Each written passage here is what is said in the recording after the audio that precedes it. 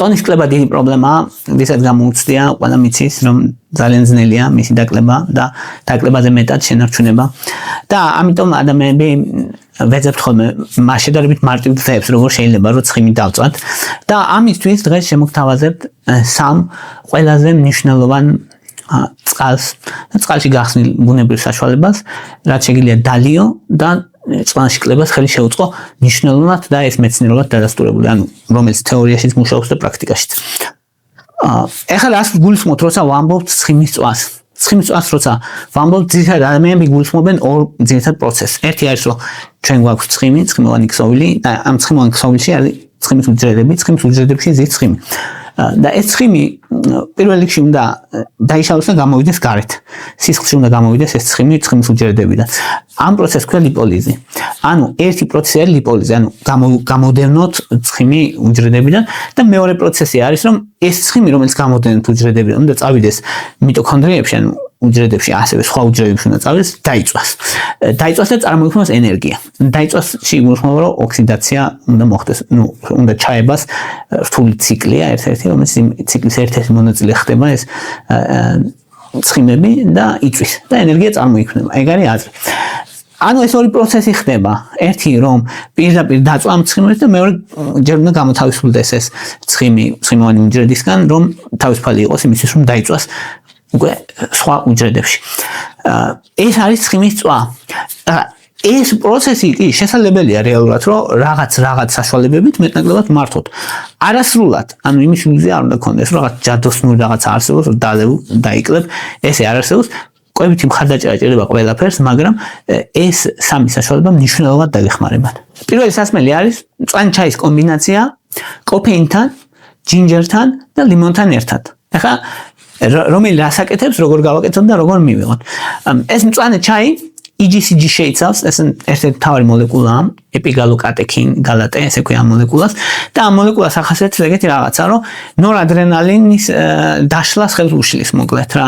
ან ბლოკავს იმ ფერმენტს, რომელიც ნორადრენალინს შლის და მეტი ნორადრენალინი გვაქვს. ეს ნორადრენალინი აძლევს სიგნალს უჯრედებს, რომ ცხიმი დააშალოს, ანუ ლიპოლიზს უწყობს ხელს.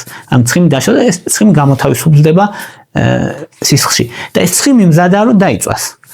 და კოფეინი კიდე მეორეს მხრივ ეხმარება რომ ეს ცხიმი დაიწვას, ანუ მეტაბოლიზმს აძლიერებს, თერმოგენეზსაც აძლიერებს, თერმოგენეზი არის ენერგიის წარმოქმნა, მოკლედ ორგანიზმის მიერ და სითბოს წარმოქმნა და ამას აძლიერებს კოფეინიც, მწვანე ჩაიც და ეხმარება რომ დაიწვას ცხიმი და კომბინაციაში ერთად მუშაობენ კარგად, მოკლედ თან ცხიმის გამოთავისუფლება, თან დაიწვება კიდევაც, ეს არის რაც აკეთებენ.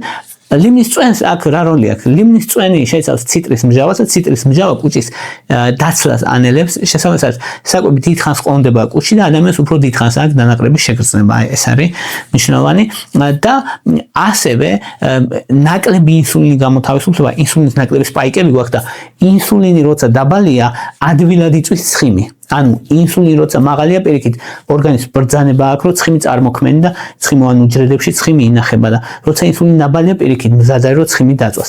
აი ეგ არის, ამიტომ როცა ეს ლიმნის წვენი მნიშვნელოვანია იმისთვის, რომ ინსულინის სპაიკები შემცირდეს, რომ ცხიმი ადვილად დაიწვას. ჯინჯერი თავის მხრივ თერმოგენეზს ეხმარება, ანუ ენერგიის წარმოქმნას და სითბოს წარმოქმნას ორგანიზმის მიერ ეხმარება და ასევე შებერილობას ამცირებს და ნაყროვანებასაც აუმჯობესებს და ან ეს თერმული ეფექტი აქვს ჯინჯერს, ამიტომ არის რომ მწვანე ჩაი, კოფეინი, ჯინჯერი და ლიმონი ერთად ერთ-ერთი საუკეთესოა იმისთვის, რომ ორგანიზმი დავასტიმულიროთ, რომ ცხიმების დაწვა დაიწყოს. ახლა როგორ უნდა მოვამზადოთ? ანუ წყალი უნდა გავაცხელოთ დაახლოებით 300 მილილიტრი. არ უნდა იყოს ადუღებული, დაახლოებით უნდა იყოს 70 გრადუსი, 60-დან 70 გრადუსამდე უნდა იყოს. და მწვანე ჩაის პაკეტი ერთ წელი უნდა ჩავდოთ შიგნ. დაახლოებით 3 წუთის განმავლობაში. ან თუ ჩვეულებრივი მწვანე ჩაი გაქვთ, მაშინ დაახლოებით 2-3 გრამი საკმარისია. 2-3 წუთის განმავლობაში წყალი არ უნდა იყოს ადუღებული. შემდეგ ჩააწურო უნდა ნახევარი ლიმონი და 2 თხლად დაჭრილი ჯინჯერი უნდა ჩააგდო. სასურველია რომ იყოს გახეხილი. და ცოტა ყავა შეგიძლია ჩაყარო კოფეინისთვის. მწვანე ჩაი ცოტა კოფეინი შეიცავს ისედაც, მაგრამ ყავას თუ დავუმატებ უფრო მეტი კოფეინი ექნება. რა თქმა უნდა, კოფეინის მიმართ მგრძნობიარე არ უნდა იყოს ადამიანი და ოპტიმალური მიღება არის დილით 30 წუთით ადრე სამ რამე აქტივობას დაიწყებ. მოკლედ, აი ადექი და დილითვე თუ გაიკეთებ და დალევ საუკეთესოა და მეორე ჭიქა შეგიძლია დალიო შუა დღისას ოღონდ 4 საათამდე. ნუ კოფეინის გამო, იმიტომ რომ ზოგ ადამიანს მე არ ეძინება როცა კოფეინს იღებ, ამიტომ 4 საათამდე სასურველი. აი ეს სასმელი წვავს ცხიმებს, ნუ ეხმარება ცხიმების დაწვას, ეხმარება ცხიმების მობილიზებას და მნიშვნელოვანია რეალურად ჩვენი ორგანიზმისთვის. მეორე სასმელი მუშაობს შედარებით განსხვავებულად, მაგრამ მთელი მუღამი ესე ვთქვა რამ ამბის, რასაც გიყვებით არის, რომ სამივე სასმელი, რომელზეც გეუბნებით, პირველიც, რომელიც უკვე გითხარით, მეორეც ახლა რომელსაც გეტყვით და მესამეს რომელსაც ასევე გეტყვით, სამივე შეიძლება გამოიყენო ერთდროულად. ანუ ერთმანეთის ერთმანეთთან კომპლემენტურ დამოკიდებულებაში ერთმანეთს ავსებენ. ანუ ეს კი არა რომ ერთმანეთს გადაკვეთენ და ერთნაირი მოქმედება აქვს და აზრი არ აქვს. ხა ერთს დალევ თუ მეორეს დალევ, ესე არ არის. ანუ სამივეს დალევა შეიძლება დილით დალიო მწვანე ჩაი რაც გითხარით, მწვანე ჩაის ექსტრაქტი. შუა დღისით, აი ეს სასმელი ახლა რასაც გეტყვით, ეს არის ვაშლის ძმარი, ვაშლის ძმარს დამატებული წყალი და ცოტა დარიჩინი, ანუ სინამონი იგივე. ეხლა რას აკეთებთ? ეს ვაშლის ძმარი შეიცავს აცეტის მჟავას. აცეტის მჟავა აუმჯობესებს ინსულინის მგრძნობელობას, ეს ამნიშნავს ინსულინის სპაიკებს ამცირებს. ამცირებს მადას ასევე, ამით ამნიშნავს და ნახშირწყლების შეწოვასაც ამცირებს. ანუ ვაშლის ძმარს საუკეთესო თვისებები აქვს ამ მხრივ.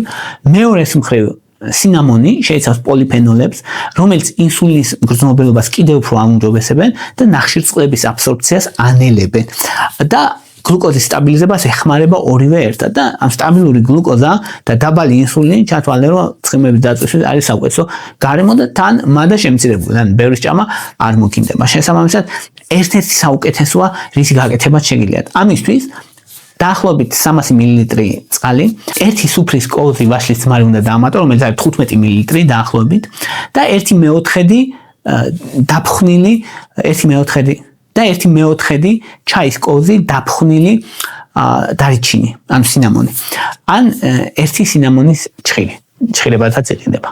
და ეს უნდა დალიო ნელ-ნელა, ანუ არა ერთი ყლუპით, არამედ ნელ-ნელა და საუკეთესო არის კვებამდე 15 წუთით ადრე თუ დალებთ და განსაკუთრებით ნახშირწყლოვანი საკვების წინ.